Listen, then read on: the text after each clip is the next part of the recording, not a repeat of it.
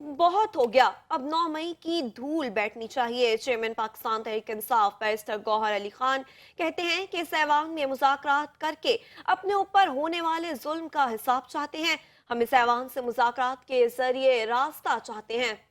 हमने मुज़ाकरात के लिए कमेटी बनाई है, इसे कमजोरी ना समझा जाए। बैठनी चाहिए, हकीकत की तरफ देखो। जनाब स्पीकर, हमने कमेटी इसलिए बनाई कि इसको कमजोरी ना समझे, जितनी गलतियां हुई है उसको रेमेडी कर ले। जनाब स्पीकर, एक चीज मैं बताऊं, बहुत हो गया। अब 9 मई की जो धूल है वो बैठनी चाहिए। 9 मई की धूल अब बैठनी चाहिए। हकीकत की तरफ देखो। अगर आप कमीशन नहीं बनाते, आप लोगों का नहीं करते, तो ये धूल आप बिठाएं, आगे की तरफ बढ़े। लेकिन सबसे पहले हमारा मुतालबा है कि जो रिस्पॉन्सिबल लोग हैं इनको जस्टिस करवाए, ब्रिंग देम टू जस्टिस। ये हमारा एक मुतालबा है जनाब स्पीकर।